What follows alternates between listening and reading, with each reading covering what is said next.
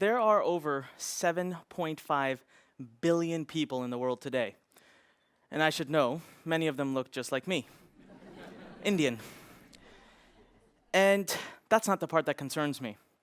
The part that concerns me is that 1.4 billion of them live on less than $1.25 a day. Imagine that for a moment. And the numbers just get more shocking. An additional 1.74 billion people live on in between $1.25 to $2.50 a day. Just total that. 41.8% of our world population wakes up every morning unsure of where they're going to get their meal or if they'll have a meal. Now, these individuals, they're not people who live in a far-off place, people who we'll never have to see. This isn't something we can avoid or ignore. They live right under our noses. I want to introduce you to this wonderful child who comes to one of our schools, Kunal. And I'll tell you more about him and our school later. When I met Kunal, this is a pretty good representation of where he lived. This would be his community. Now, during this time, I was living in Mumbai, India, and this is where I lived.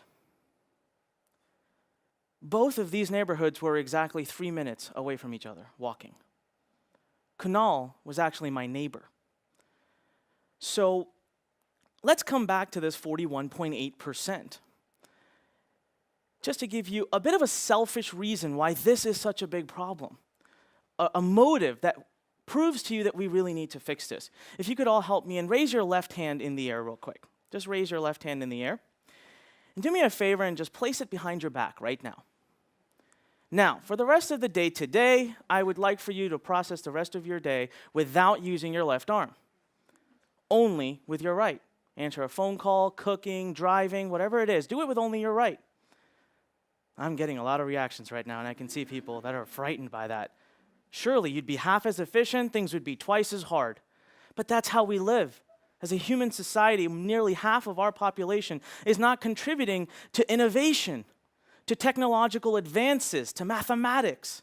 Nearly half. All right, so I just told you we have a lot of poor people in this world, and that's bad, right?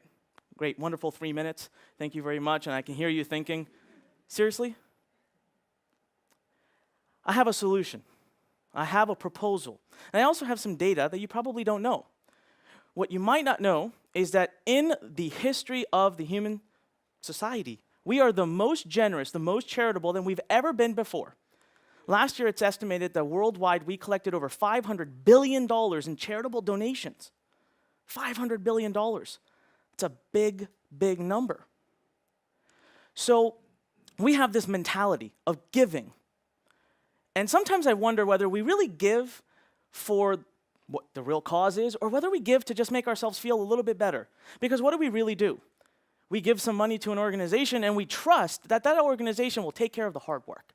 They'll send the money off. They'll make sure food, shelter, water, everything's provided. And we can rest the rest of the day. We felt good. We wrote that check. We stuffed that cash into that box. We did good. Let me ask you a question, though. When is the last time? Raise your hand if you ever went back and checked into whether what your money did. Actually asked, hey, that donation I made, what did it do? I literally saw 2 hands in this entire audience. Now, imagine if you were giving someone money to start a business, private sector. How many times would you check in to see how your money is doing? Pretty interesting. So that leads me to asking the question, are we actually solving the problem? How many of us actually ask, are we winning in that fight against poverty? Are we solving the problem? Now, we don't have to think about this. Luckily, we have mathematics. We can turn to numbers. Numbers never lie. And we can see, are we solving the problem? So, 1.4 billion people live on $1.25 a day. 1.74 billion people live on about $2.50 a day. It's reported that $10, it's what's needed to get out of poverty, to be at the early stages of middle class, to be able to give yourself opportunities in the world. $10 a day. So let's give our way to curing world poverty. Let's do it right now. So we take that $10, subtract $1.25, and 1.4 billion people would require $8.75 a day that we would just give them so that they could be up at $10. Multiply that math, that comes out to $12.25 billion a day per day giving over and over to just that one segment. Let's move on to the next segment. $10 minus $2.50 leaves us at $7.50 times the 1.74 billion. We arrive at $13 billion a day. Total that up, and we have a staggering number, $25.25 billion a day that we have to give in order to cure world poverty. Now, for a moment, what does that mean annually? What does that mean annually? What do we have to give every year so that we can give our way to curing world poverty? The number is staggering. It's $9.2 trillion a year. Now, for those of you who might be questioning my math, rest assured, I had my wife check it. She said it's right, and she's always right. But you know, the World Bank does report some major improvements. As of last year, some new numbers came out. Major improvement in the world of extreme poverty. Now listen to those words, extreme poverty. Then they report that, yes, there are some numbers on moderate poverty as well. They're still coming in. What is the difference? If I'm waking up not knowing where I'm getting a meal, that's about all I care about. So I didn't go to those numbers because, well, they weren't complete. But for a moment, let's assume I am off by 2x. Then we are actually twice as well off as we ever were. You know what? According to what $500 billion does on $9.2 trillion, it's 5.4%. Suddenly, $500 billion is not that impressive. And even if I'm half off, we're at 10%. We have a long march to address world poverty. So something's got to be said about our approach currently. Now, before I can talk about the approach and question it, I have another question, and that is, why is it that every time we talk about the poor, the ones in need, we talk about the bare minimum, food, shelter, water? The bare minimum to survive. Who in this room, please show me by a raise of hands, would like to have more in your life than food, shelter, and water? Please raise your hands. Some of you have not raised your hands. That is concerning. Why can't they also have more? If we can dream, why can't they? Why can't they dream?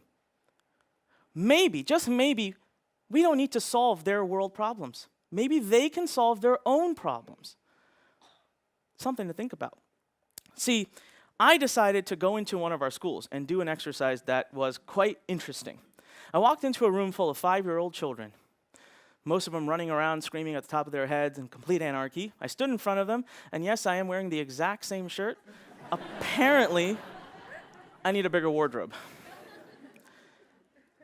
That was not planned. It's a little embarrassing. So, the white piece of paper, let's all come back to the paper now. The white piece of paper. We handed it to them, and we gave them bright, beautiful, colorful markers, which they proceeded to hit each other over the head with, and then tried to organize them. And I looked at them, 5-year-old children, in their faces and said, I would like for you to draw your dream on this piece of paper. What proceeded after that was very interesting. Even the teachers looked at me like I had lost my mind. Somehow we pushed through it. And the results were absolutely astounding, were amazing. The first child came to me very confidently, handed me a piece of paper. On it was a beautiful drawing. I didn't quite recognize it. And I said, what is this? He looks at me very, very confidently, looks and says, I want to be a tiger when I grow up. Okay, so I asked for that. This wasn't going so well. I said, surely enough, the second kid, hey, come on up. What is this? It looks kind of like a sun. What is this? And he just stares at me. I said, what is this? His look gets a little bit more disgusted. Till this day, his silence has deafened me. I have no idea what I was looking at. No clue what it was. As far as I know, it was a picture of a sun. At this point, I'm starting to lose a lot of hope in this exercise. And that's when my eyes turn to Kunal, and I see over his shoulder what he had drawn, what looked like and what was a beautiful picture of an airplane. And below it, these words were not words I wrote. He wrote the words pilot.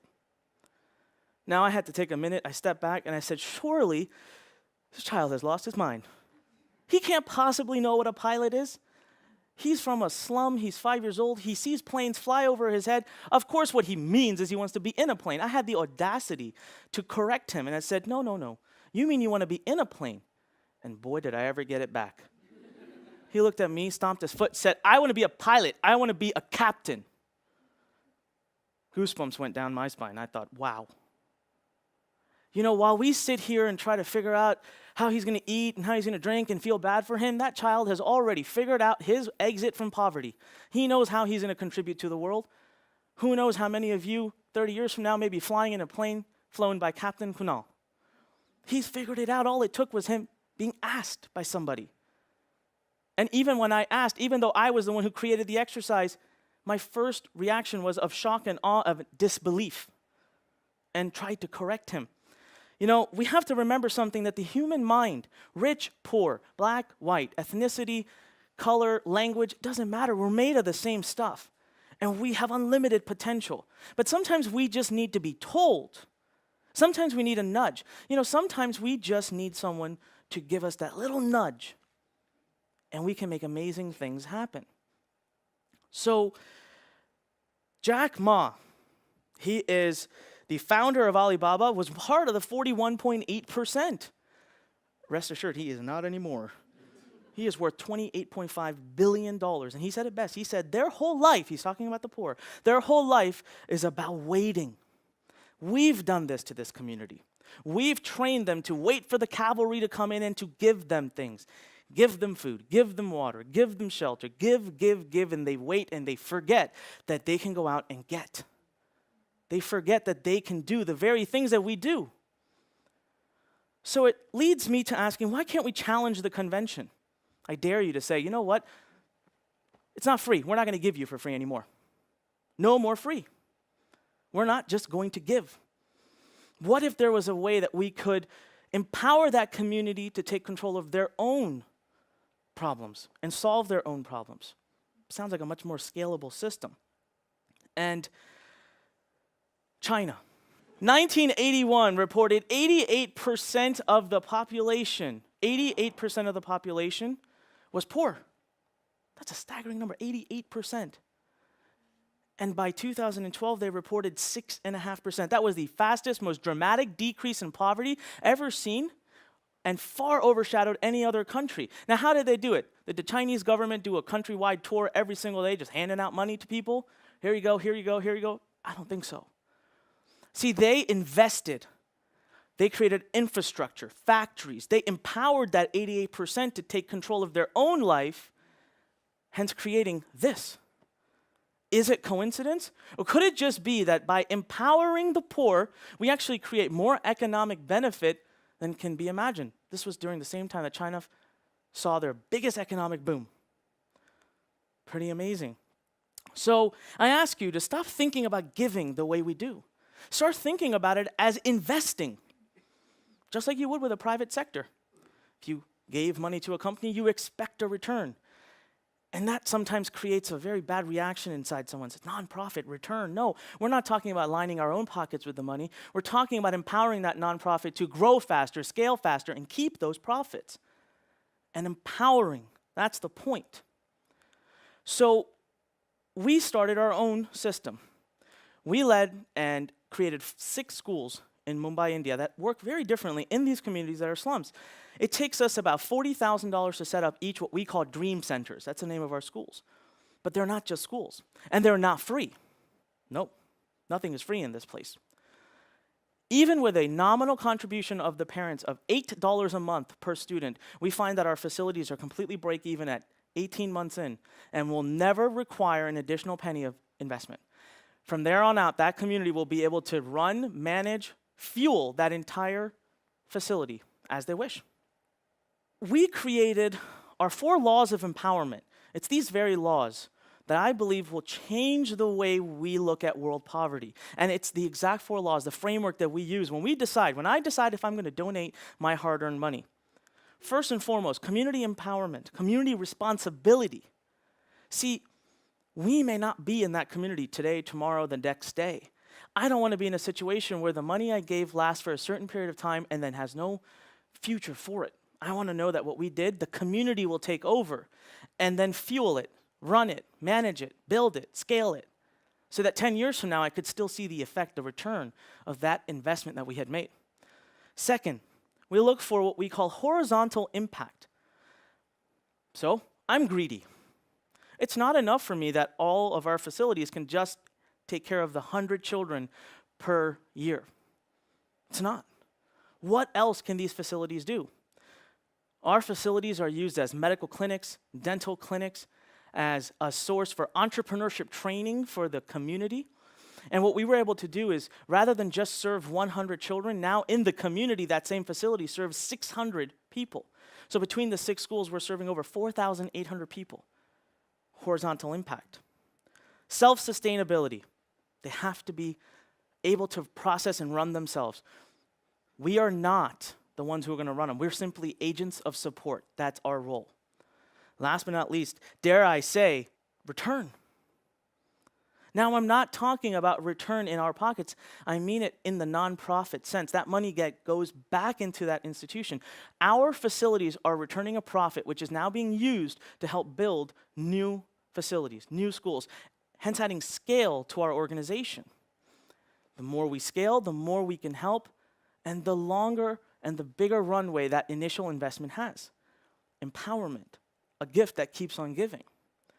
I truly believe that it's these 4 laws of empowerment that allowed me to meet Kunal, that allowed me to learn more about Kunal, and that are going to have me at my phone 30 years from now, waiting for that phone call I will get from Kunal who says, I'm ready to pilot my first flight, and I will be the first person in line to get that ticket. But today, I ask you for one thing.